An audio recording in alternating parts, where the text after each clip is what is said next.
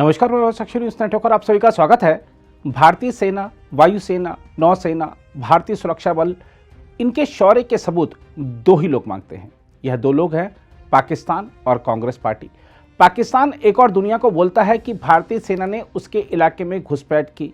पाकिस्तान दुनिया को बताता है कि भारतीय विमानों ने उसकी वायु सीमा में प्रवेश किया, लेकिन वह यह मानने को तैयार नहीं होता कि भारतीय सेना ने सर्जिकल और एयर स्ट्राइक के जरिए उसकी जोरदार पिटाई की थी, उसके आतंकवादियों को उनके घर में घुसकर ठोका था।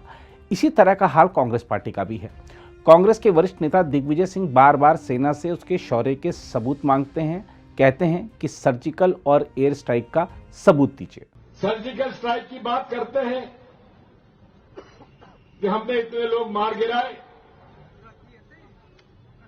लेकिन प्रमाण कुछ नहीं, केवल झूठ का बुलंदा से ये राज कर रहे हैं। मैं आपसे कहना चाहता हूं,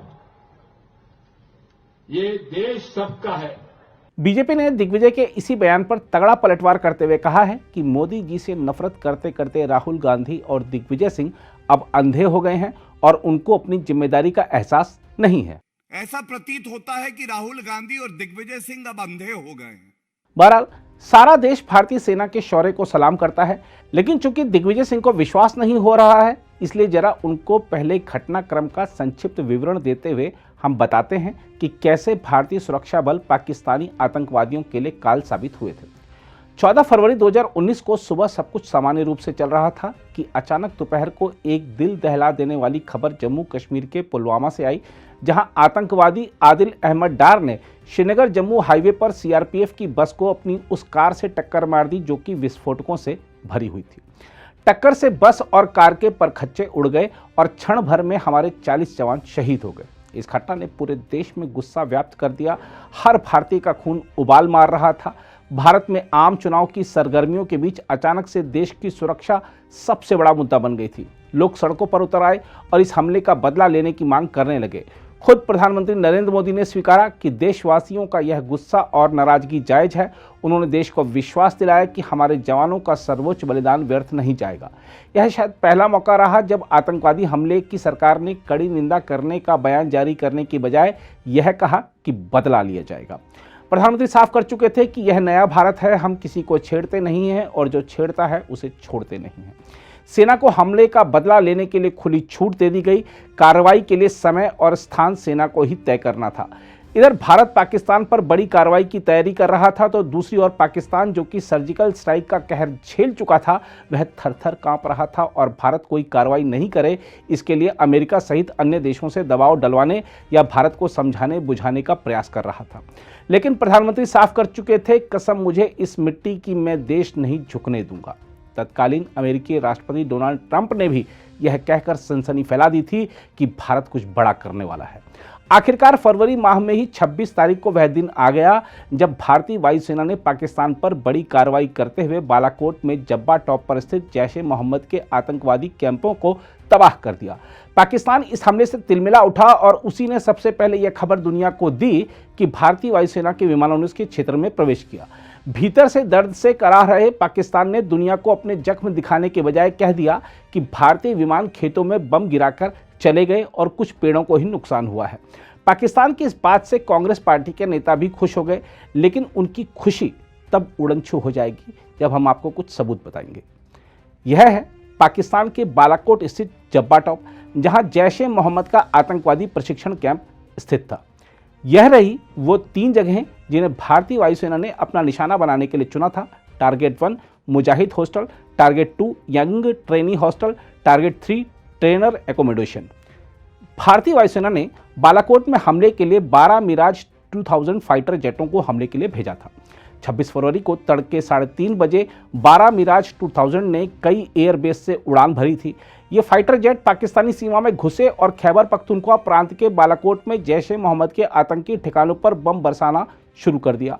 रिपोर्टों के मुताबिक आतंकवादियों के ठिकानों पर 5 स्पाइस 2000 बम फेंके गए। इसमें से 4 बम उन भवनों पर गिरे थे जहां आतंकवादी सो रहे थे। हमला करने के बाद भारतीय वायुसेना के सभी विमान अपने एयरबेस पर सुरक्षित लौट आए।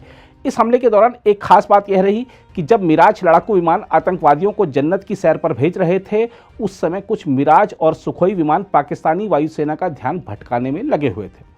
आप जरा इन कुछ तस्वीरों को देखते जाइए, आपको सब कुछ समझ आ जाएगा। भारतीय वायुसेना ने जिन जगहों को निशाना बनाया, उन्हें कैसे ठीक ठाक किया गया और पाकिस्तान की ओर से झूठ का पहाड़ खड़ा करने की कोशिश की गई। सवाल यह भी उठा कि अगर भारतीय वायुसेना ने बम गिराए थे तो बिल्डिंग को नुकसान क्यों नहीं पहुंचा। सीरिया में इजराइल की ओर से गिराए गए स्पाइस बम के बाद की यह तस्वीर देखिए, सब कुछ समझ आ जाएगा। दरअसल स्पाइस बम अपने लक्ष्य पर सीधा हमला करता है और इसका अटैक बड़ा शार्प होता है। इसके जरिए आतंकवादियों को मारने का लक्ष्य हासिल करना था, न कि इमारत को गिराने का। स्पाइस 2000 की खासियत ही यही है कि ये घर के अंदर घुसकर फटता है और बिल्डिंग को कोई नुकसान पहुंचाए बिना टारगेट को खत्म कर देता है। भारतीय वायुसेना ने जब आतंकवादियों की मौजूदगी वाले मदरसे पर हुए हमले के दौरान मिसाइल रूपी स्पाइस बम गिराया तो यह छत भेद के अंदर फटी थी। पाकिस्तान ने अब शुरू किया झूठ का नया पहाड़ खड़ा करने का प्रयास और इसके लिए मदद ली विदेशी मीडिया की। यह भ्रांति फैलाई जाने लगी कि भारत की ओर से झूठ बोला जा रहा है। उस समय दुनिया भर का मीडिया बालाकोट जाना चाहता था, लेकिन पाकिस्तान टाल मटोल करता रहा। वह एक तरफ तो कहता रहा कि हमारा कुछ नुकसान नहीं हुआ है और दूसरी तरफ वह सारे सबूत मिटाने में जुटा रहा, जिससे पता चले कि भारतीय कार्रवाई में कितना बड़ा नुकसान हुआ है। एयर स्ट्राइक के 43 दिन बाद यानी 10 अप्रैल को पाकिस्तानी सेना विदेशी मीडिया और विदेशी राजनयिकों को लेकर बालाकोट के उस पहाड़ पर पहुंची जहां हमला हुआ था। यहां पत्रकारों की टीम को उस मदरसे लाया गया जहां हमला किया गया था। मदरसे को ठीक ठाक कर दिया गया था। विदेशियों को 1.5 घंटे के इस दौरे में घटनास्थल का वीडियो बनाने और फोटो लेने की छूट तो दी गई, लेकिन वहां लोगों से खुलकर बातचीत नहीं करने दिया गया, क्योंकि लोगों को जितना समझाया गया था उससे कहीं ज़्यादा बोल दिया जाता उन्होंने तो वहीं हाथ के हाथ पोल खुल जाती उनकी। पाकिस्तान ने विदेशियों को लाने से पहले यहां पूरी तरह नाकेबंदी कर दी थी।